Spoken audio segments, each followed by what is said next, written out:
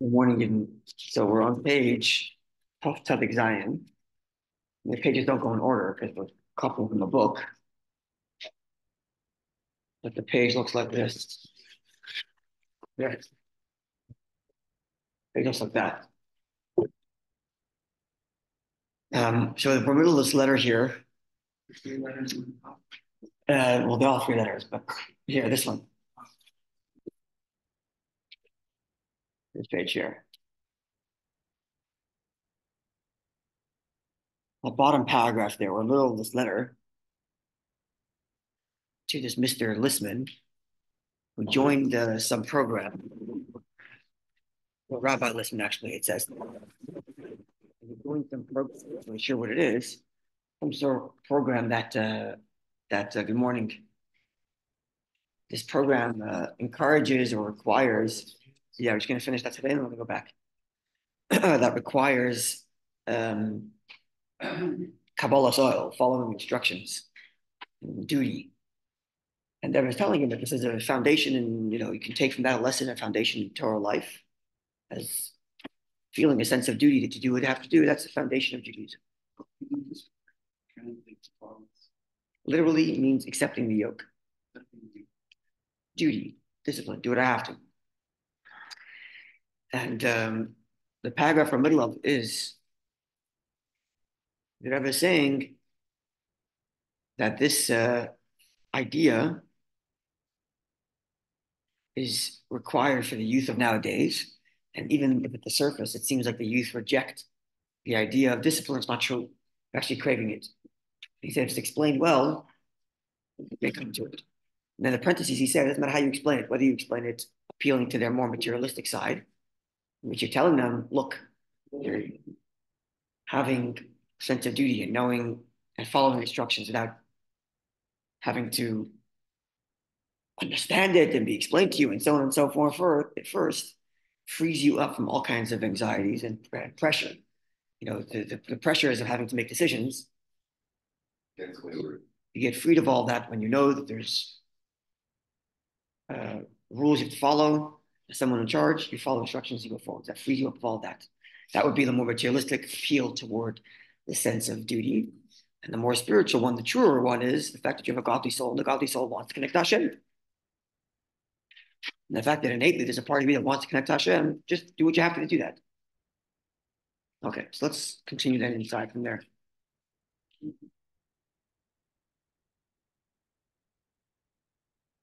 So if you halfway through the last paragraph there, after the brackets, it says the kudi yisodis. You see it? Yeah, the last paragraph. There's a bracket, and afterwards it says the kudi yisodis. You see it? Yeah. The kudi yisodis in it is a foundational and absolute point amongst all the youth. As you've seen in the last period of time, that it's specifically those areas in which you expect a sense of duty and following instruction, that's what conquered the hearts of the youth. Both those who are young in age, and those who are also young in their bekoches, young in their strength and young in their desire of the heart. So not necessarily young in age, but young because they want to do things. And specifically in the last few years, that really,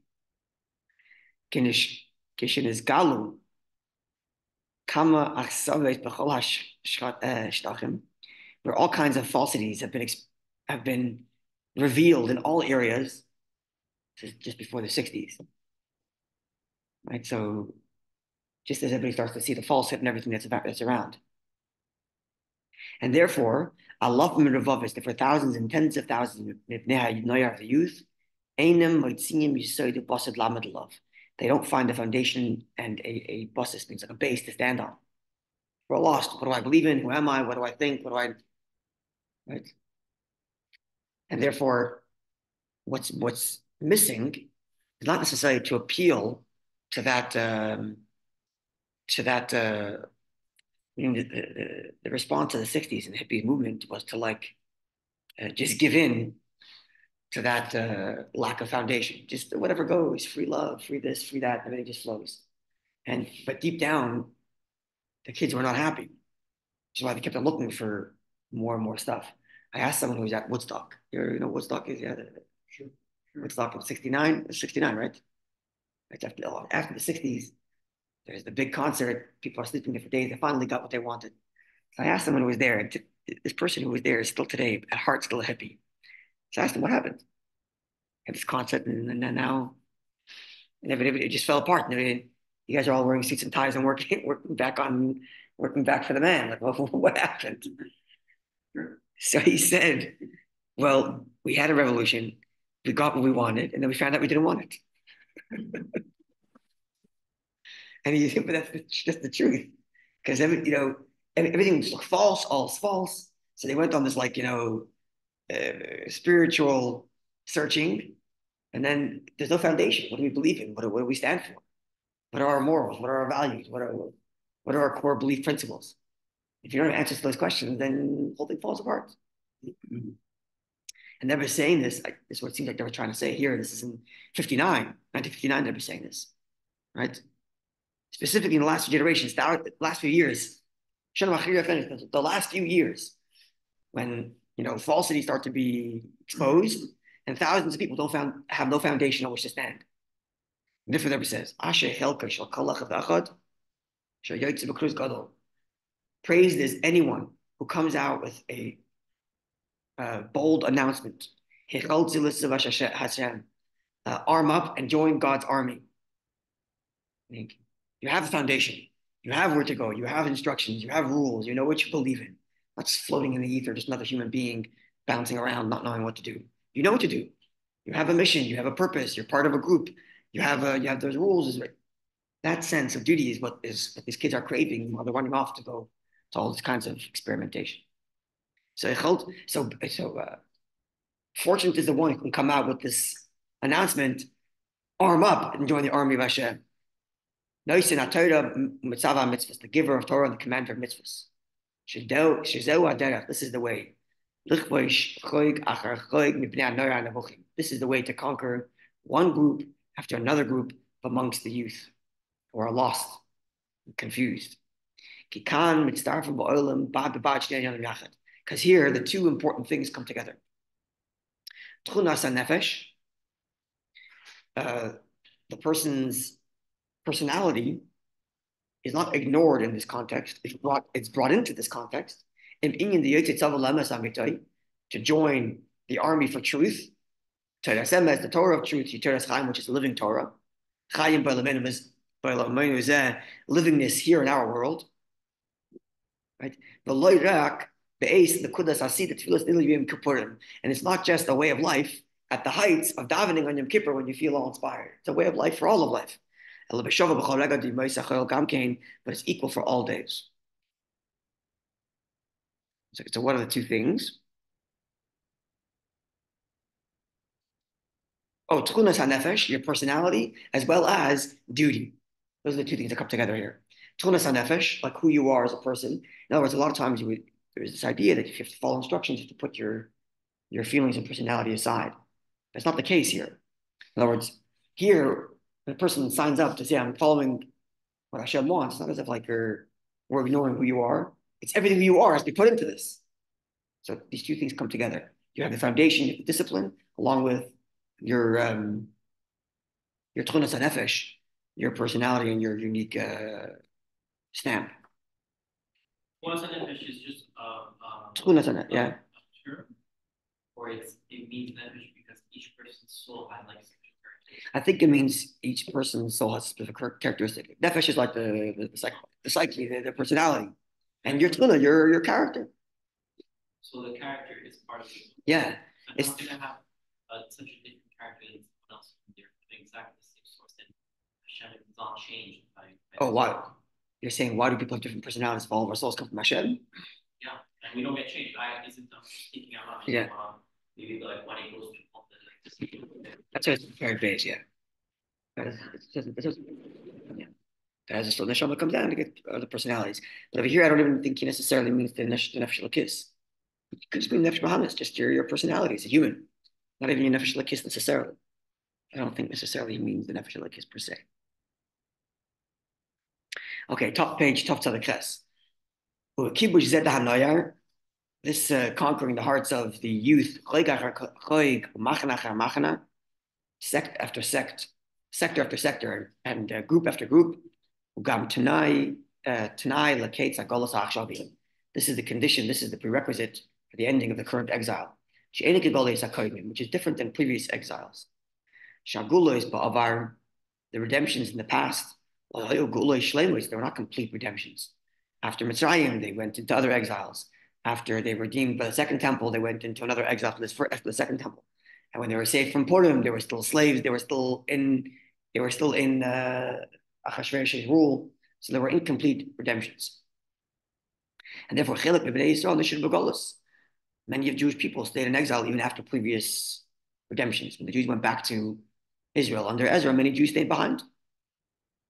And this is true, the external exile, literally being in a different land, and from the internal exile. People stayed distant from Hashem, locked inside. Golas HaGuf, the physical body is in exile, off in some land. The Golas HaNefesh, and the Golas of the soul, where the soul can't express itself, the soul can't be connected. And therefore, whereas the future redemption is going to be complete, where every Jew is part of it, and therefore every Jew who is taken out of exile on the spiritual sense brings the Mashiach closer, because that's the ultimate goal of Mashiach's coming. If it was only, the expectation was only some Jews will make it out of Galus. Okay, so we have enough Jews, let's do it. Because the expectation is every single Jew make it, therefore every Jew that does leave exile in his mind and in his heart brings Mashiach closer. This is the foundation of Chassidus, which emphasizes the idea of love your fellow Jew, and spreading the wellsprings outside, is to say love your fellow Jew and therefore care enough to share Torah and Judaism with them. Every step taken in this direction, brings close to the end of exile, and brings about the beginning of the redemption, the true and complete redemption. We can, and from here we get to this point. Alti baz liyom ketanis. Don't be embarrassed of small days. Don't think any action you take is too small. Shafilu pula achas anachas tefillin na'itei bacher. One time putting on tefillin with a young man, or one time saying Shema with a young girl. Who can possibly measure its value? One time a bacher saying putting on tefillin, or one time a girl saying Shema. It's not like one specific action done by one person in one day. No, because that act is a redemptive act. And therefore, every small redemptive act combines to the great number. And every act is conditional and a prerequisite for Mashiach's coming. Okay, so this ends the letter with blessing and with respect. And the main point I want to demonstrate from this letter is how, contrary to, they were saying this in 1959, contrary to public opinion, kids are not afraid of duty. If anything, kids are afraid of is not having a strong foundation.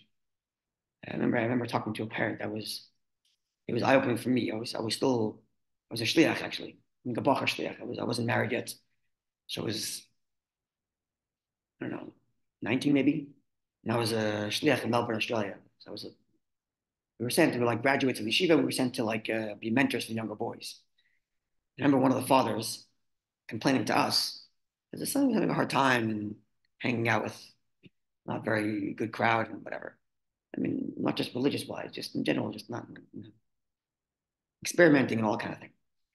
So the father is complaining to us, like asking us if we can like influence his son to behave a little bit, to not go all the way on that the kid's 16, whatever. So I remember the father telling us, I don't know what this kid wants from me. He's like always so angry at me. I gave him everything he wanted. I never forced him to do anything. I never made him do anything. Whatever he wanted, I said yes. And I remember thinking to myself, well, maybe, like that's what hit me. Maybe what he wanted was some rules. Maybe what he wanted is some guidance. right? That's really what the kid really wants, is to have a strong foundation where he knows what's right, what's not right. Okay, so he'll mess up. Good, kids mess up. Humans mess up. We all mess up. But we have a foundation, know what we're standing on. And that's the essence of this whole subject. We're talking about this last week, Kabbalah Zohar, to take upon ourselves the yoke. It's this foundation, right? We started with the Tanya, with the chapter 40, 41. To remember always that the foundation, the root, and the core is to know that what you do matters. And Hashem's mission is depending on you. So you have a foundation. There is an expectation. So you're always going to be perfect, and you're not always going to be perfect. But there's an expectation, this foundation. I know what I'm standing on. I know what my mission is. I know what I'm part of. That knowledge, that clarity is, I think, what they were trying to convey in this letter here. Okay, so finally, we won't be able to finish it all today, because tomorrow I want to get back to our original subject, which is our babushka chart, which we'll get to. Okay, so the second to last page there, you'll see 2 pages of an English letter. We'll start it, and then you guys can read it on your own. I posted it in the group so you can see it there.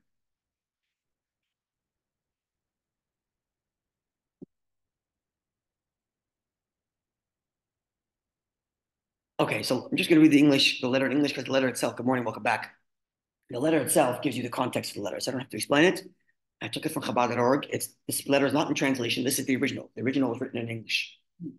So it reads like this: by the grace of God, right, 26th Tavis 5742, January 21, 1982, Brooklyn, New York, greetings and blessings. Okay. This is my first opportunity to acknowledge receipt of your letter of December 15th, 1981. So there were a response to him less than a month later, right? January 21st to December 15th. In it, after kindly paying tribute to the work of the Lubavitch movement, you express your reservations about the Tzivos Hashem campaign on the ground that it is based on the glorification of the military and an aggrandizement of arms, wars, and battlefields. So the person is complaining about this program called Tzivos Hashem, which is a youth program that ever began, where kids sign up at a young age, and they have missions. Your mission being say Modani in the morning, make a bracha on your food, show up to class on time, and if you fill your missions, you go up in rank. Like you start off as a private, and then by the time you're done, before your bar mitzvah, you could be a general, 2-star general, 5-star general, whatever. So this is a program that they've started, this kid's youth group, and this person's complaining that you're calling it Tzivos Hashem. Because Tzivos Hashem means the army of God. And he's telling the Rebbe, like, it's too militarized, sounds too violent. He doesn't like it. He's complaining to the Rebbe. Okay, so that was responding to him. A letter is hardly the proper medium to express fully the reasons that impelled us to introduce the establishment of the Tzivos Hashem organization, the purpose of which is to bring young Jewish children closer to Torah and mitzvot, as I'm glad to note you fully recognize. Needless to say, it was done only after due deliberation, which I can only briefly outline in this letter. To begin with, Tzivos Hashem, which literally translates as the army of God, as you surely know, is not a, quote, foreign idea. It is first mentioned in the Torah in reference to God's hosts. The word tzivos can mean army or hosts. So for example, you can say, tzva hashamayim, the hosts of the heavens. When you want to describe all the celestial bodies, the sun, the moon, the stars, you can use the word tzivos in Hebrew. Right? So the word tzivos Hashem, the hosts of God, also means us, as in like we're like the sorry, no, host here means like the central feature. Right? Like God's like host parasite. Yeah, exactly. Like the hosts of the heavens. What do you mean by the hosts of the heavens, right? Yeah. So it is first mentioned in the Torah in reference to, quote, God's hosts, Tzivos Hashem, who are liberated from Egyptian bondage. That's the pasuk says. At this time, Yotzu called Tzivos Hashem, all of the Tzivos Hashem came out of Egypt. That's the first time this term is used, where Jews are called Tzivos Hashem because they were taken out of Egypt. The term is clearly not used in the military sense, right? It's not the army of God left Egypt. We weren't an army. We were ragtag slaves. We were the hosts. We were like God's people. Rather, it indicates that hosts who can be enslaved to Pharaoh to serve him were now God's hosts, free to serve God and God alone. That's number one. Of course, the Torah does not glory militarism, war, and the like. On the contrary, its ways are the ways of pleasantness, and all its paths are peace. And as our sages declare, the Torah was given to bring peace into the world. And, quote, there's no greater divine blessing than peace, and much more in this vein. Okay, so peace is definitely a part of Torah. Parenthetically, with all the emphasis on pacifism, the Torah, from the root hora'ah, which means teaching, also provides guidance in situations where military action is necessary and prescribes the laws of warfare, as you know, of course, as you are, of course, aware. To be sure, Rabbi Akiva's fame rests on his spiritual contribution, the famous Rabbi Akiva, the teacher of all the students, but there was a time when he found it necessary to be Bar Kokhba's arm bearer, as the Rambam Maimonides notes in his code, Laws of Malachim 11.2. Okay, so by the way, it's not as if military is out of the question from Torah, but it's not a Torah ideal. It's not like the ideal of we're raising kids to become soldiers. We're raising kids to serve Hashem, and at times we have to go to war. Okay. Now back to the Tzivos Hashem here. So number one point is the word Tzivos Hashem doesn't necessarily mean military. It could mean hosts of Hashem. And the Jews were called God's hosts way back when we were taken out of Egypt. Now let's continue. When the Tzivos Hashem was instituted recently, careful consideration was given to using a minimum of military trappings, and only such as would be consistent with the spirit of Torah. For example, spying missions, which you mentioned in your letter as one of your objections, was categorically excluded. There's no spying missions in the Tzivos Hashem program for kids, right? Obviously, this guy mentioned in the letter that kids are going to have to like snitch on each other because they're spying, because they're soldiers, and that was like not part of the program. Furthermore, the whole campaign is limited to children of pre-bar mitzvah and pre-bat mitzvah age. The idea is that reaching that age, they become full-fledged Jews, and by then they will have the benefits of the experience and will realize that realize that it had served its purpose for them. They'll realize how Tzivos Hashem gave them that guidance to become good full Jews. The question is, since the term Tzivos Hashem, army of God, would seem to some to smack of militarism, what were the overriding reasons that outweighed such reservations as you expressed in your letter? Could not the same results be achieved through other means or other methods? Okay, so in other words, what's Rebbe trying to solve? What's the problem Rebbe is trying to solve with Tzivos Hashem? This brings us to the core of the problem. Okay, we're going to begin this, but okay, you'll read it on your own later because it's beautiful. As an educator, you know that children need motivation, but that is only one aspect of the problem. The most important aspect in my opinion, is in this day and age, is the lack of Kabbalah's oil, acceptance of the yoke. Not only of Ol Malchus Shemayim, not just the yoke of sovereignty of heaven, but also general insubmission to authority, including the authority of parents at home and of teachers in school, and the authority of law and order in the streets. Nowadays, the motto is do what you want, when you want it, where you want it. That's the way it is, right? There remains only the fear of punishment as a deterrent. But that fear has been reduced to a minimum because there has in recent years been what amounts to a breakdown of law enforcement for reasons which need not be discussed here. This is 1980 that we're saying this. 10x that nowadays, right? On the other hand, American children have been taught, have been brought up on the spirit of independence and freedom and the glorification of personal prowess and smartness, entrepreneurship. Right? That's the ideal. I break rules. I do what I want. I'm a leader. Right? That's the American culture. It has cultivated a sense of cockiness and of self-assurance to the extent that one who is bent on mischief or antisocial activity feels that one can outsmart a cop or on the beat and even a judge on the bench. And in any event, there's little fear in the way of punishment. Do whatever I want. Yeah. As with every health problem, physical, mental, or spiritual, the cure lies not in treating the symptoms.